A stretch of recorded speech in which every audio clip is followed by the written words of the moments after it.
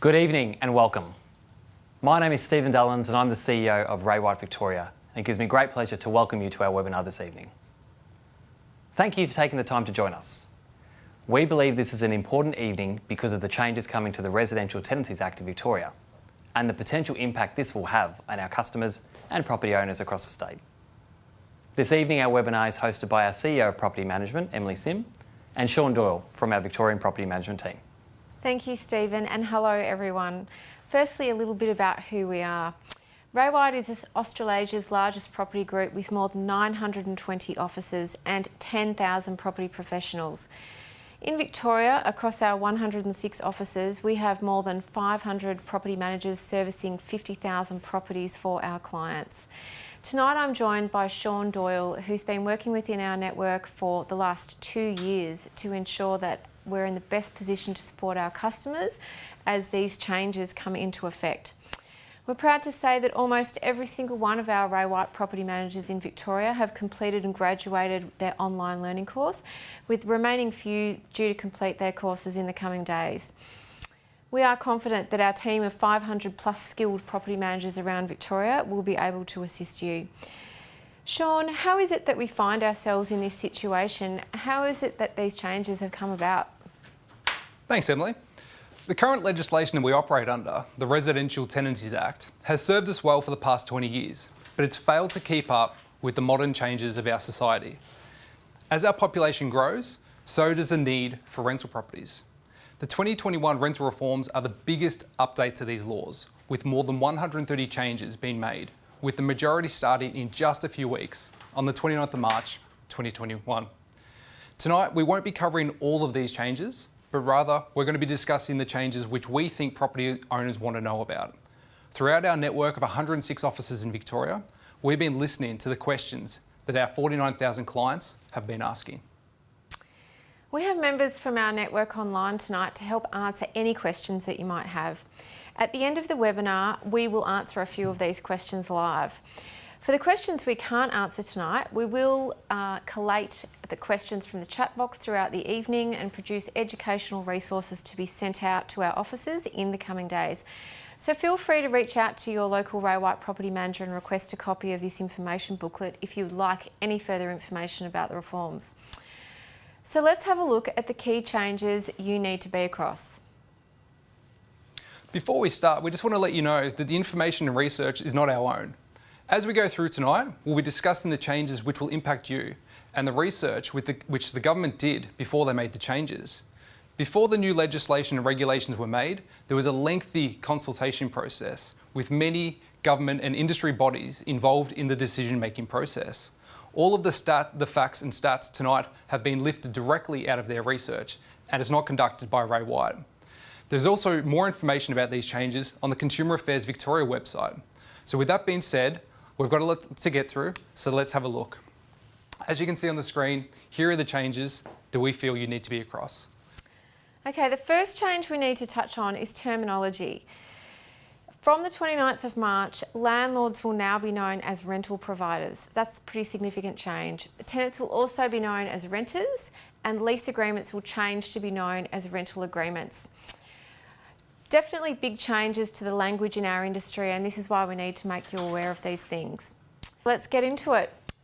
This first part is really the most significant change. Shaun, let's go through the introduced minimum standards. Sure. Rental agreements entered into after the 29th of March 2021 need to meet the minimum requirements. Let's say you've entered into a fixed term lease agreement in January 2021, which is due to expire in January 2022. These minimum standards do not apply until 2022. The minimum standards are one of the largest amendments. Let's have a look at them. As you can see on the screen, we've got working locks on both doors and windows, vermin-proof rubbish bins, a working toilet in an appropriate area, a bathroom with a supply of hot and cold water, a kitchen with a dedicated cooking area, an oven and stove, and a working sink with hot and cold water, structurally sound and weatherproof premises, free from mould and damp caused by the building structure,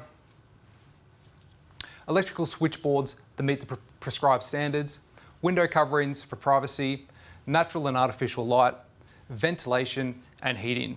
The most interesting two there on that list is the electrical switchboards that meet the prescribed standards. This actually isn't coming in until the 29th of March 2023. So there's a 2-year rolling period there for properties to meet that standard. And similarly with the heating, the minimum standard from the 29th of March this year is a fixed heater of good working order.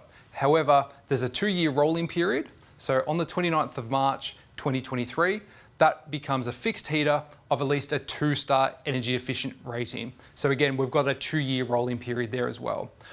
There's a lot there to take in. You need to remember that we'll be sending out some more information after this webinar with a lot more details about that. Now, we need to remember that these minimum standards are also not best practice. They're not highest efficiency or highest quality. They are simply meeting the basic performance. These laws aren't designed to be a financial burden on rental providers, but simply ensuring that every rental property in Victoria is safe and comfortable for renters.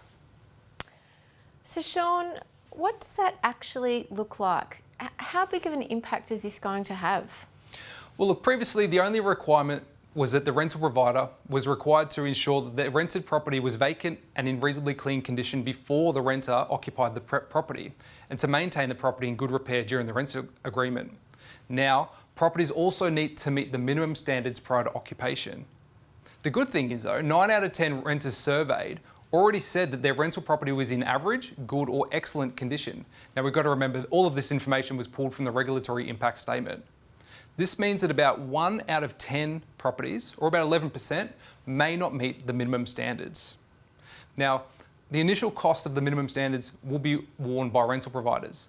I don't know how many houses don't have locks, toilets, kitchens, bathrooms, heating or laundries, but if a property needed all of those to upgrade to meet the minimum standards, which is highly unlikely, the estimated cost of these works would be about $8,700. The estimated average cost of rental properties that don't meet the minimum standards is only about $1,650, and some of these costs can be reduced by accessing government rebates. But chances are, 9 out of 10, that your property already meets the minimum standards and you won't need to upgrade anything. If we have a look at that final property, the 1 out of 10, the chances are the only upgrade you'll need to do is a water efficient shower head. Now we've got to remember that these prescribed rental minimum standards are being phased in and will only apply when a new rental agreement begins. So that's everything with minimum housing standards? One more thing that the research showed was it's estimated that some of the costs will be passed through to renters via higher rents. These are typically related to the works to make the property more energy efficient or to increase the value of the property. About 2 out of 3 renters who were surveyed in the consultation process said that they would be happy to pay more rent for an energy efficient property. Like I said before, after this webinar, we'll be sending out a booklet which contains all of the minimum standards and their requirements. So you can have a look through and think about if your rental property needs any work. Your Ray White property manager will also make contact with you prior to releasing to speak to you about any minimum standard requirements at your property. If you haven't inspected your investment property for more than a couple of years, before the next tenancy agreement would be a good time to chat to your property manager about when the next available opportunity for you to join in on a routine inspection is. The next change we need to have a look at is the safety-related activities. These are another significant change to the laws. Many renters surveyed by the government said that while their properties were in good condition, they didn't feel that they were provided in a safe environment. Similarly to the minimum standards, rental agreements entered into after the 29th of March 2021 need to meet the safety-related requirements. So let's have a look at what these are. You can see here we've got electrical appliance safety checks, gas safety checks, smoke alarm testing and compliance, pool fence safety and compliance checks, fire tanks and pumps. Now, not all of these apply. For example, the pool fence safety and compliance checks only apply to properties with a pool. The fire tanks and pumps only apply to properties in bushfire areas. But what we need to focus on are the top 3 there. The requirements are as follows. The rental provider must ensure that each smoke alarm is correctly installed and in working condition, and each smoke alarm is tested according to the manufacturer's instructions at least once every 12 months. Now, this should be done by a suitably qualified person. The gas safety check only applies to properties with gas appliances, but it is a safety check of all gas installations and fittings in the rented premises, and it's to be conducted every 2 years by a licensed or registered gas fitter. And finally, the electrical safety check is a safety check of all electrical appliances and fittings provided by the rental provider in the rented premises and is conducted every 2 years by a licensed and registered electrician. So why is this so important? Well, Emily, there is about 2,500 preventable house fires each year in Victoria. 30% of those house fires actually occur in rental properties, and 50% of those rental properties don't have a working smoke alarm. The introduction of these safety-related measures is estimated to have a huge impact on the safety of the occupants and also the reduction of costs associated with house fires or injuries. What this means for you ultimately, it reduces your risk and it protects your renter from harm. Based on your individual position, you also may be able to claim the costs associated with any safety-related activities as a tax deduction.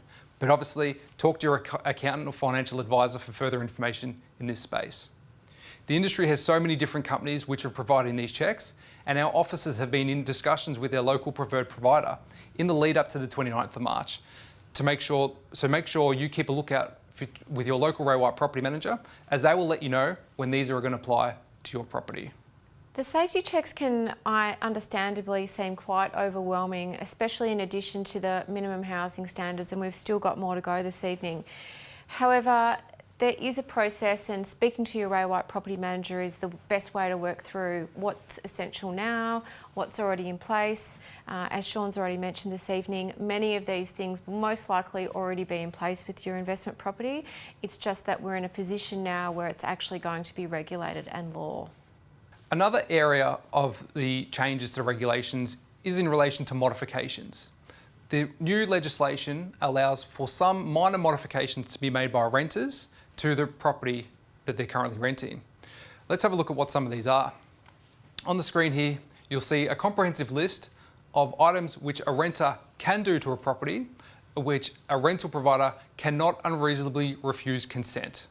So what that means is a renter who lives in a property can do these modifications and a rental provider can't say no, unless there's some reasons which we'll go through. But let's have a look at them. They can install picture hooks or screws for wall mounts, shelves or brackets on brick walls. They can install child safety gates on exposed brick or concrete walls. They can have wall anchoring devices on brick walls to secure items of furniture. They can do works for draft proofing. They can install low flow shower heads. They can install a non-permanent window film, a security system, fly screens on doors and windows, a vegetable or herb garden, installation of a secure letterbox, external gates in the rented premises, and painting. Now, while that list may seem comprehensive, and like I said before, a rental provider cannot unreasonably refuse consent for a renter to carry out and pay for themselves the following types of maintenance. Now, when we look at that list, a rental provider can refuse some of these modifications. For example, if a notice to vacate has been given, if the property can't be restored to the same condition, or if the modification would significantly change the premises or require modifications to other areas of the premises or common areas. Permits may also be requested by the rental provider about these works too. If a renter goes ahead, they may need to pay an additional bond for these modifications. Unless the additional bond will be less than $500 in value, the bond is not proportionate to the reasonable costs, or if there's an agreement that the renter doesn't need to restore the property upon vacating. In the rental agreement, the renter and rental provider are told and educated that at the end of the agreement, they must restore the premises to the condition it was before they moved in, excluding some fair wear and tear. This includes removing all of the modifications unless the parties agree that they do not need to be removed. So that's good news. Not every modification is going to have to be restored, and not every modification means that there's permanent damage to the investment property. No, and that's it. And the good thing is we're going to see in the next section when we go through the forms that renters are actually educated about that as well. So they're told from the very outset, hey, there's some works you can do, however, you do need to take them back before you leave. So let's have a look at that. So for the first time, there is new prescribed forms. And what that means is we are getting a collection of 6 forms that we can use in our industry, but the terms are basically set. It's very difficult to add or subtract any additional text to these forms. So let's have a look at what they are. You can see here, we've got a new Form 1, which is a residential rental agreement of under 5 years. And we've got a Form 2, which is a residential rental agreement of more than 5 years. We've got a Form 3, which is a statement of information. And this we need to provide to the renter prior to them moving into the rental property, just so they know what they're getting. The Form 4 is the ingoing condition report, which we need to provide at the start of the rental agreement. The Form 5 is a rental increase, and a Form 6 is a notice to vacate. We're going to have a look at a bit more detail about what's included in the Form 1, but I just want to point out in the Form 4, which is the ingoing condition report, we are actually required now on the ingoing condition report to list the dates in which the smoke alarms, the gas appliances and the electrical appliances were last serviced. So like we saw back in that previous section about safety related activities, we need to disclose that information to the renter on the ingoing condition report about the dates on when these were last done. Let's have a look at what is on the Form 1. So you can see here, these are some examples which are included on the Form 1, which is a rental agreement of less than 1 year. The rental provider's preferred method of payment of rent, requirements for professional cleaning, safety-related activities which are required, modifications which are permitted, locks, rent increases, access and entry, pets, urgent and non-urgent repairs.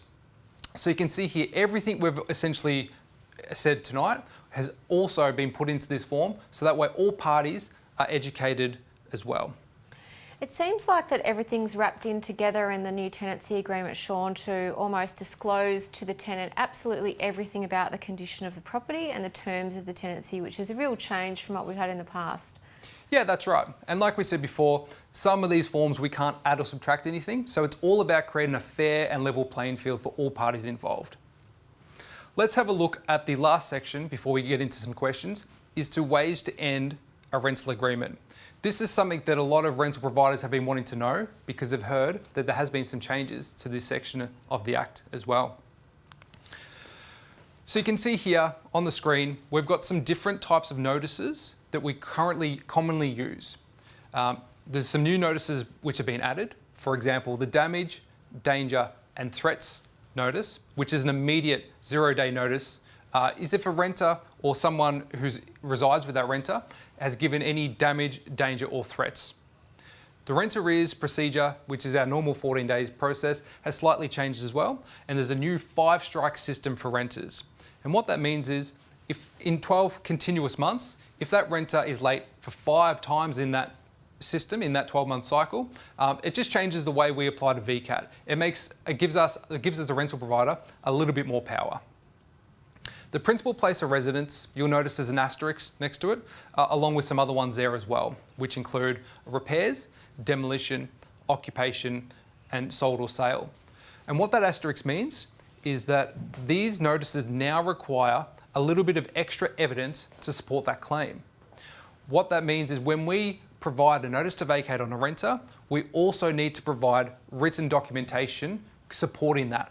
So for example, if we have a look at the 60-day notice for demolition, if we're going to use that notice on a renter, we also, at the time of we issuing that notice, we need to provide plans and permits to confirm that we've registered everything with the council, everything's going ahead, and it's a legit notice. If we have a look at, for example, sold or sale, that's got an asterisk and a hash next to it. The asterisk there means that we need to provide some sort of evidence as well to support that claim. But the hash also includes notices that carry a 6-month ban on releasing. So you can see there the notices demolition, occupation, and sold or sale. After that notice has been issued, it carries a 6-month ban where we can't release that property. So just remember that as well when issuing any notices to renters. The last one to talk about there, which is the end of fixed term lease, which is a 90-day notice, that has slightly changed as well. And what that means is the 90-day notice only applies to the first initial rental agreement. After the first initial rental agreement, if that renter and rental provider enter into a new rental agreement, so a subsequent rental agreement, that notice is gone. So that's really a big change, isn't it, for landlords? You've really got to be across in that first 12 months of tenancy. You've got to make a serious decision at the end about whether you want to renew or not. Yeah, it's almost like a relationship. It's getting to know you, the getting to know you stage. Understanding that if you and that renter are going to have a good time, but if not, again, there's some certain notices there. I didn't like that. So that's probably a lot to take in tonight. As we have said earlier, we will have more content coming out to you via your Ray White Property Manager after this evening, and we will make sure to include questions and answers in that for you too. Shaun, before we go tonight, let's take some questions from the audience that we've been collating whilst we've been on air this evening. Our first question is about keys. I read that we need to supply tenants with a set of keys each. So that is a change in the legislation, and what that means is when a renter enters into a rental agreement, they are entitled to a set of keys or a security device that gives them access to their property. So essentially what that means is if we have a rental agreement with one renter, we need to provide that renter with one set of keys for the property.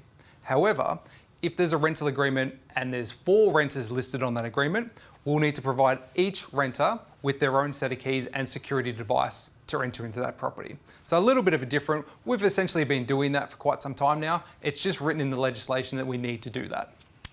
Okay, next question. What are the timelines for compliance checks, minimum standards and efficiency ratings to be compliant? So this is a little bit of a tricky one because as we saw, some sections of the regulations have different timeframes.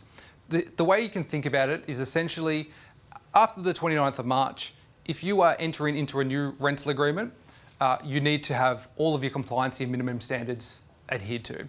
So we can see that the prescribed forms that we just went through before, after the 29th of March, they're the forms that we need to use. And on those forms, we actually need to disclose all of these different requirements. Now, there is a few little differences there in relation to the heating or the prescribed electrical switchboards, but that is a 2-year period. But again, we don't want to overcomplicate it tonight. That's why we'll be sending out more information to you after the webinar. Okay, we're rolling now. Next question is, do new homes that are leased for the first time need to also have electrical, gas and smoke alarm checks? Yeah, so that's a little bit of a tricky one because it's not essentially clear. However, as we saw, we need to disclose certain things on the condition report and we need to disclose it in the Form 1, which is a rental agreement of less than 5 years. So even if you've got a brand new home or apartment that's never been rented before and it meets all of those standards, you do need to disclose the last time in that period of time where those checks were done. So yes, after the 29th of March, if you're using those rental agreements or issuing a condition report, then you do need to have those compliancy checks done. I think we can fit one more question in. This has been asked quite a few times this evening. Can we issue a notice for a tenant to leave without providing any evidence under the new legislation? Okay, well look, there's a few different ways that we can end a rental agreement. Probably what we can do in that instance is have all parties agree that the rental agreement wants to terminate. So if you can, as a rental provider or renter, negotiate directly and agree on a termination of that rental agreement, well then there's no need to use any evidence there. However, if you do need to follow the more formal path, then yes, you will need to use some of the forms and evidence we just went through when issuing those notice to vacates. We've got time for a couple more questions. The next one that came through was, I heard I need to pay tenants for selling my property. Can you explain? So that's a good one. The legislation does prescribe that if we issue a notice of entry onto a renter for a sales open, we or the rental provider will need to pay compensation for each sales open that can be conducted. Now it is prescribed at $30 or half a day's rent, whatever is higher. So essentially if you're going through a sales campaign and you need to serve a notice of entry to do an open for inspection for sales, then yes, you do need to pay the renter compensation for those sales opens as well. Okay, we're going to our last question now. Can I ban a tenant with a pet or not? So that's a good question. That law actually changed in March 2020. The pet laws were introduced last year, and essentially what the laws say is that a rental provider can't refuse consent for a renter to have a pet. So again, we've seen a few case studies in VCAT so far. It is a little bit of a tricky situation. What the process is, if a rental provider doesn't want a renter to bring a pet into their rental property, they need to apply to VCAT and let VCAT hear the case and let VCAT make the final determination. Some of the things that VCAT will look at when they're doing that is they'll look at the size of the pet, they'll look at the characteristics of the property, and they'll kind of make a determination if it's cruel or if it's going to cause too much damage. Now again, we know that renters are responsible for any damages made during the tenancy. So if they do bring a pet in, it's the same procedure that when they vacate, they'll be required to make good of the property. Well, obviously, the landlord can get the job done and then pass on the costs back to them via the VCAT process. Well, Shaun, we made it through. We've been through the safety standards, the minimum housing standards. We've been through everything this evening that's about to change in the Victorian legislation. Thank you for all of your effort in getting all of this information together for us. The questions are still rolling in, so we'll be sure to get those through. But for now, that's all that we have time for this evening. Thank you to everyone who's tuned in.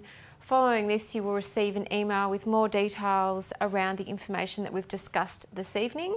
And don't forget that we're here to help. Please don't hesitate to reach out to our Ray White officers and our property managers to assist you further with these changes. There's 130 of them.